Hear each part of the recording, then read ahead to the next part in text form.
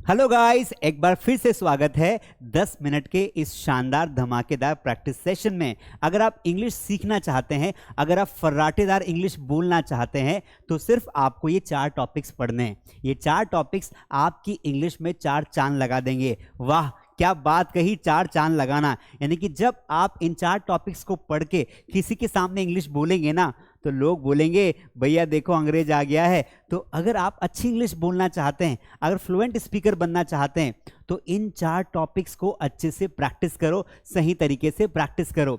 चलिए शुरू करते हैं दोस्तों। इस 10 मिनट के प्रैक्टिस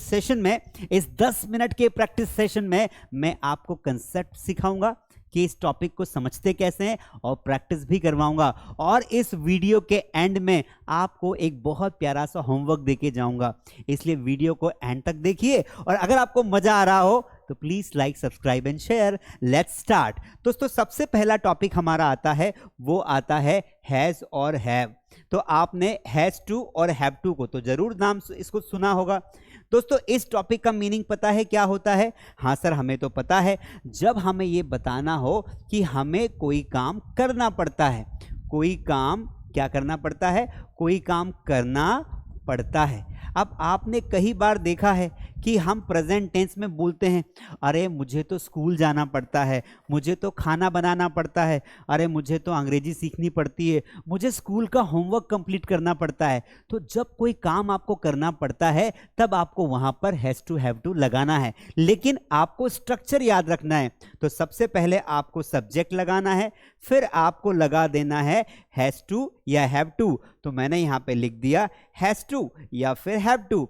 और उसके बाद आपको वर्ब की फर्स्ट फॉर्म लगानी है, और फिर लगा देना है ऑब्जेक्ट। यानी कि इतनी सी बात आपको याद रखना है कि हैज टू हैव टू कब लगाना है? जब कोई काम करना पड़ता है या कोई काम करना आ जाए। एग्जाम्पल के थ्रू समझते हैं। जैसे मैंने कहा कि मुझे अंग्रेजी पढ़ानी पड़ती है, मुझे अंग्रेजी पढ़ानी पड़ती है। अब क्या करें, आपको सिखाने के लिए पढ़ाना ही पड़ती है। तो मुझे अंग्रेजी पढ़ानी पड़ती है। आप सेंटेंस को पढ़ने के बाद हमें यह समझ में आया कि यहां पर कोई काम करना पड़ता है, ऐसी फीलिंग आ रही है। और आपको मैंने क्या बताया कि जब कोई काम करना पड़ता है, वहां पर लगाना है हैज टू हैव टू। तो सबसे पहले देखिए, हमारा सब्जेक्ट है आई। अब आई के साथ मैं हैज टू लगाऊं या हैव टू लगाऊं? आप बोलोगे सर इतने भी घासी राम नहीं है। हमें पता है कि जब कोई सब्जेक्ट प्लूरल होता है, आई वी दे यू होता है, वहां पर तो हैव टू लगाते हैं। और जब कोई सब्जेक्ट सिंगुलर होता है, वहां पर हैज टू लगाते हैं। तो आई के साथ मैंने लगा दिया हैव टू। तो आई हैव टू। और पढ़ाने को बोलते हैं teach. I have to teach English. मुझे अंग्रेजी पढ़ानी पड़ती है। अब यहां पर मान लो कोई और सब्जेक्ट आ जाए। जैसे मैंने कहा कि उसे खाना बनाना पड़ता है, उसे खाना बनाना पड़ता है, उसे खाना बनाना पड़ता है। तो यहां पर हम कैसे बोलेंगे? तो बहुत ही आसान है। उसे को बोलेंगे ही, और ही के साथ लगा देंगे हैज टू।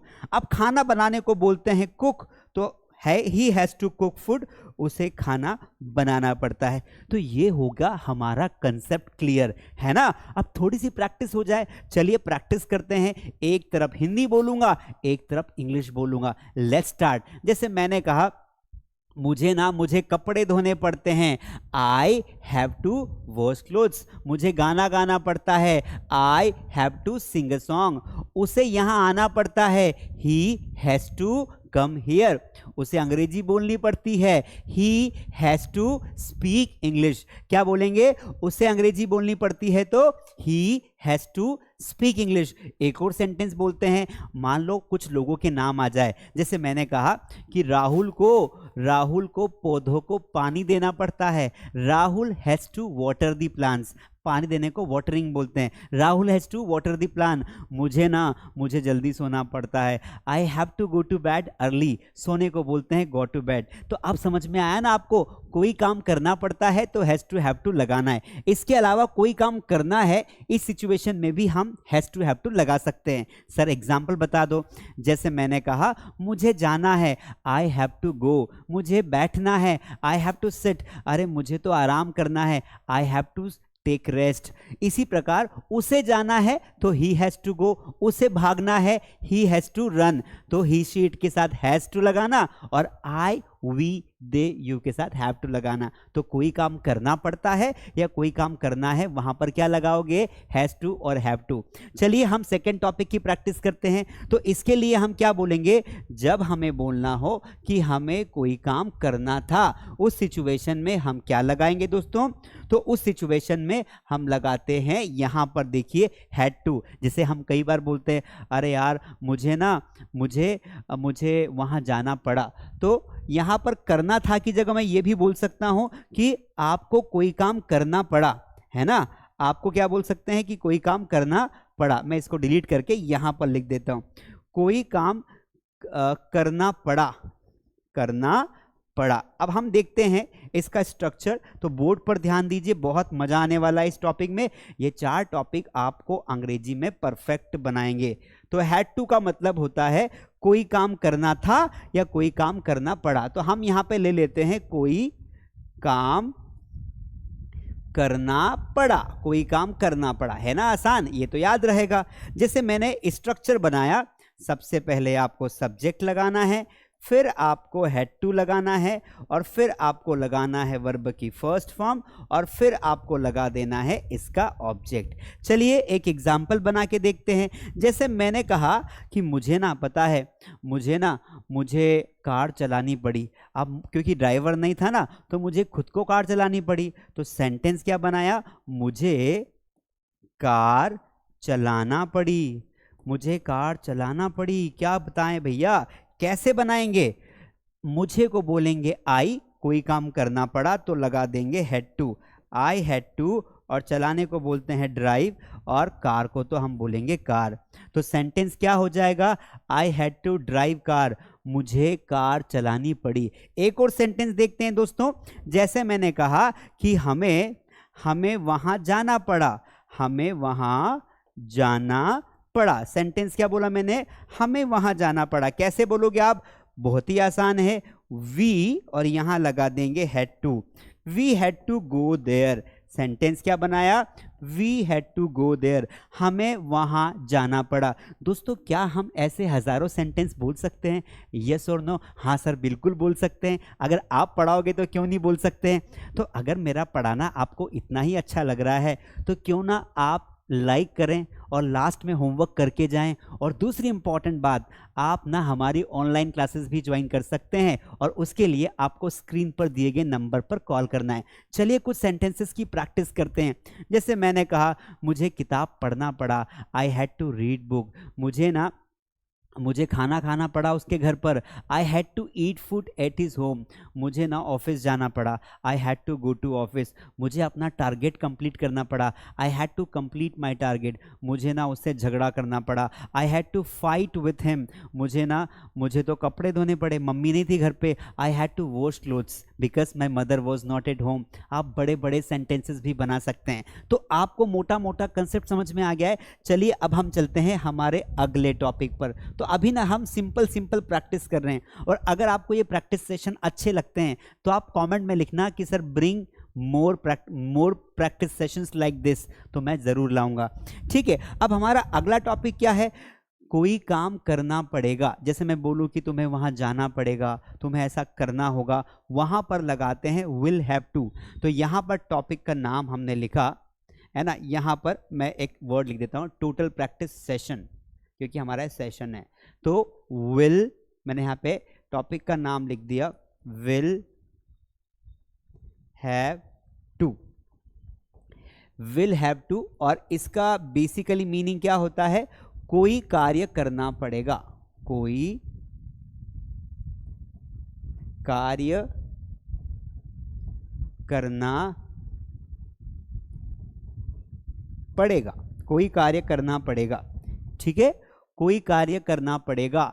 तो हम क्या बोलेंगे कि भाई तुम्हें तो यहां से जाना पड़ेगा, तुम्हें ना ये मैच जीतना पड़ेगा, तुम्हें उसे मना करना पड़ेगा, हमें उसको इनवाइट करना पड़ेगा, कुछ पैसे तो हमें कमाने पड़ेंगे, हमें ना अंग्रेजी सीखना पड़ेगा, आज नहीं तो कल इंग्लिश तो सीखना है ना। तो कोई काम करना पड़ेगा, उसके लिए हम विल हैव टू का इस तरीके से यूज करते हैं। सबसे पहले सब्जेक्ट लिखो, उसके बाद लगा दीजिए विल हैव टू, फिर वर्ब की फर्स्ट फॉर्म, फिर लगा देंगे हम ऑब्जेक्ट। चलिए एक सेंटेंस में आपको लिख के दिखाता हूं। जैसे मैंने एक वाक्य बोला, मैंने कहा तुम्हें अंग्रेजी सीखनी पड़ेगी, तुम्हें अंग्रेजी सीखनी पड़ेगी, है ना। तो अब आपको समझ में आ गया कि हाँ सर कोई काम करना पड़ेगा तो हमें विल हैव टू लगाना है। तुम्हें को बोलेंगे यू और यू के साथ लगा दो will have to. You will have to learn English. क्या बोलेंगे? You will have to learn English. जैसे मैंने एक सेंटेंस बोला कि तुम्हें मेरी शादी में नाचना पड़ेगा, नाचोगे कि नहीं नाचोगे? तुम्हें मेरी शादी में नाचना पड़ेगा। कैसे बोलोगे भाई? तुम्हें मेरी शादी में नाचना पड़ेगा, कोई काम करना पड़ेगा। तो बहुत आसान है। हम क्या करेंगे, सब्जेक्ट हमारा है यू और यू को लिखा हमने और फिर लगा दिया यू विल हैव टू, और नाचने को डांस बोलते हैं। तो you will have to dance. कहाँ नाचना पड़ेगा? मेरी शादी में, इन माई मैरिज या इन माई वेडिंग, कुछ भी लिख सकते हैं जो आपको अच्छा लगे। तो आई होप आपको समझ में आया कि जब हमें ये बोलना हो कि हमें कोई काम करना पड़ेगा तो वहाँ पर विल हैव टू लगाना है, लेकिन प्रैक्टिस तो करनी पड़ेगी ना दोस्त। तो जैसे मैंने कहा कि तुम्हें तो मेरे घर आना पड़ेगा, you will have to come at my home. तुम्हें पत्र लिखना पड़ेगा, you will have to write a letter. तुम्हें ना पैसे कमाने पड़ेंगे, you will have to earn money. मुझे यहाँ से जाना पड़ेगा, I will have to go from here. मुझे ना उससे बात करनी पड़ेगी, I will have to talk to him. इस तरीके से आप हजारों सेंटेंस बना सकते हैं। आपको लग रहा है कि सर हमें ना और सेंटेंसेस बनानी है, हमें और प्रैक्टिस करना है, तो मैं आपको बताता हूं कि दोस्तों आप मेरी प्रैक्टिस बुक बाय कर सकते हैं। मेरी बुक का नाम है मास स्पोकन इंग्लिश बुक, जिसमें हर चैप्टर को समझाने के बाद उसके पीछे 60 क्वेश्चन की प्रैक्टिस दे रखी है। इस बुक को बाय करने के लिए आप अभी मास स्टडी ऐप पर जाएं या फिर फ्लिपकार्ट पर जाएं और अभी इसे ऑर्डर करें। सर्च करिएगा मास स्पोकन इंग्लिश बुक, और ऐप से बाय करनी है तो लिंक डिस्क्रिप्शन में गिवन है। चलिए अब आ जाते हैं हम हमारे लास्ट टॉपिक पर। लास्ट टॉपिक का नाम क्या है? Fond of. इसका मतलब होता है कि शौकीन होना। क्या मतलब होता है इसका दोस्तों? इसका मतलब होता है शौकीन होना। तो चलिए हम इसका मतलब समझ लेते हैं, है ना। तो यहां पर हम पढ़ेंगे अब फॉन्ड ऑफ। लिख दिया मैंने बोर्ड पर, और फटाफट सब लोग लाइक करिए। बेटा ये फाउंड ऑफ नहीं है, ये है फॉन्ड ऑफ। क्या है ये? ये है फॉन्ड ऑफ, जिसका मतलब होता है किसी भी चीज का शौक होना या शौकीन होना, दोनों बोल सकते हैं। आप बोलोगे सर कुछ एग्जाम्पल तो बताओ, तो समझ में आएगा कि इसका यूज कहाँ करना है। चलिए भैया, मुझे ना बोर्ड पे लिखना भी पड़ता है, तो बोलने के साथ साथ I have to write on the board also. देखो कई बार हम बोलते हैं ना, मुझे चाय पीने का शौक है ना, तो क्या बोलेंगे? आई am fond of taking tea. मुझे नाचने का बहुत शौक है। I am fond of dancing. मुझे किताबें पढ़ने का बहुत शौक है। I am fond of reading books. तो स्ट्रक्चर क्या निकल के आता है? स्ट्रक्चर ये बोलता है कि सबसे पहले सब्जेक्ट लगा दो, फिर आप लगा दो फॉन्ड ऑफ, फिर आप लगा दो वर्ब की फोर्थ फॉर्म, उसके बाद आप लगा दो ऑब्जेक्ट। यानी कि एक बात आपको समझ में आई कि आपको यहाँ पर फॉन्ड ऑफ के बाद क्या लगाना है? Is am are. यानी कि जो भी टेंस होगा उस टेंस के अकॉर्डिंग हम इज एम आर लगाएंगे, फिर फॉन्ड ऑफ लगाएंगे, फिर वर्ब का फोर्थ फॉर्म, और फिर लगा देंगे आपका ऑब्जेक्ट। चलिए एग्जाम्पल देखते हैं, क्योंकि एग्जाम्पल जब लिखते हैं ना उसके बाद ही समझ में आता है। तो मैंने जैसे एग्जाम्पल लिखा है यहाँ पर, मैंने कहा मुझे अंग्रेजी बोलने का शौक है। मैंने सेंटेंस क्या बोला? मुझे अंग्रेजी बोलने का शौक है। मुझे अंग्रेजी बोलने का शौक है। कैसे बोलेंगे? आई एम, क्योंकि आई के साथ तो एम ही आता है, और फिर हमने यहां पे लगा दिया फॉन्ड ऑफ। तो सब्जेक्ट आई लगाया, फिर यहां से एम लगाया, फॉन्ड ऑफ वर्ब का फोर्थ फॉर्म, बोलना यानी कि स्पीक। तो यहां पर मैंने सेंटेंस लगा दिया आई am fond of speaking English. अब हमें तो बहुत सारे शौक है, जैसे किसी किसी को शौक होता है, जैसे मान लो कि तुम्हें क्या शौक है, तो तुम्हें गाना गाने का शौक है ना, मान लेते हैं। तो हमने यहाँ पे लिखा कि तुम्हें गाना गाने का शौक है, तुम्हें गाना गाने का शौक है। Now how will you speak this sentence into English? आप बोलोगे सर बहुत ही आसान है। तुम्हें को यू बोलते हैं, यू के साथ आर लगा दो और फिर शौक है इसके लिए फॉन्ड ऑफ लगा दो, तो you are fond of singing song. क्या बोलेंगे? You are fond of singing song. तो ये हो गए हमारे सारे के सारे सेंटेंसेस। समझ में आया कि नहीं आया? समझ में आया? तो थोड़ी सी प्रैक्टिस कर लेते हैं। अब जैसे मैंने एक सेंटेंस बोला कि मुझे तो पढ़ाई करने का बहुत शौक है, I am fond of studying. मुझे मोबाइल चलाने का बहुत शौक है, I am fond of using mobile. मुझे ना तुमसे बात करने में बहुत अच्छा लगता है, I am fond of talking to you. तो अच्छा लगता है वहां पर भी फॉन्ड ऑफ लगा सकते हैं। तो ये हो गया दोस्तों आज का हमारा प्रैक्टिस सेशन। जैसा कि मैंने कहा कि मैं सिर्फ 10 से 15 मिनट में आपको 4 से 5 टॉपिक पढ़ाऊंगा। मैंने स्पोकन इंग्लिश के 4 टॉपिक पढ़ाए और ये टॉपिक आपको समझ में भी आ गए हैं। अगर आपको अच्छा लगा हो तो एक बार फिर इस वीडियो को देखना, अपने नोट्स बनाना। तो कैसा लगा आज का सेशन? क्या आप इस वीडियो के आगे भी कुछ टॉपिक्स का पढ़ना चाहते हो? तो आप कमेंट में लिखिए I want more videos in the same way, या इसका पार्ट 2 भी लाइए। अब दूसरी बात, होमवर्क। तो होमवर्क मैं आपको दे देता हूं। आपको जो है दोस्तों, आपको यहां पर जो लिखे हैं ना, तो एक सेंटेंस आपको दे रहा हूं, उसका सभी वाक्यों में बनाना है। तो इससे एक सेंटेंस दूंगा, लिखिए, आप सुन लीजिए ध्यान से।